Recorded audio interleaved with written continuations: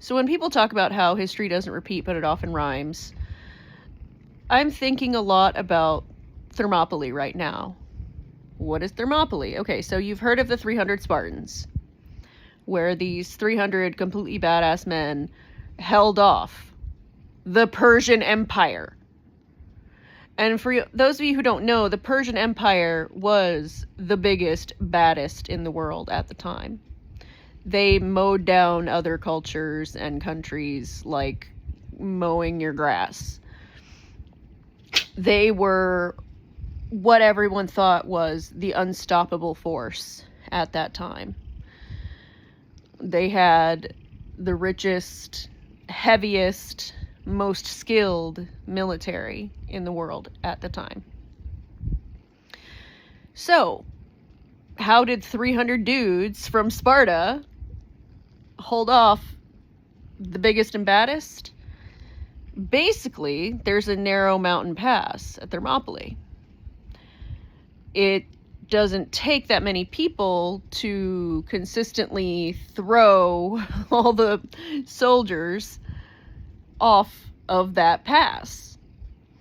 And so I'm not trying to downplay how badass the 300 were. However, geography was really the champion there. Without that mountain pass that was so narrow, I doubt they would have been as victorious as they were. Maybe they would. Who knows? No one knows.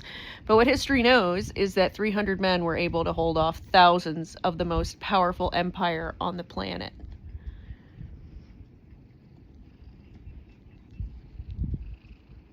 So the Strait of Hormuz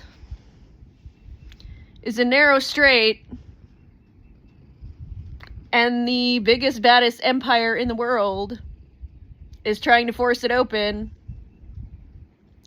And one of the oldest cultures in the world is like, no. And they're probably gonna win. Because geography is on their side. I know a lot of people think that, oh, well, America's the biggest and baddest and we're gonna always win everything all the time. Well, we didn't win Vietnam, we didn't win Iraq or Iran or Afghanistan. We just sort of were like, we're done here, and then left. How many of our people and our allies will have to suffer and die because of the arrogance of one man? Just ask yourself, in a culture, an ancient culture that controls the waterways,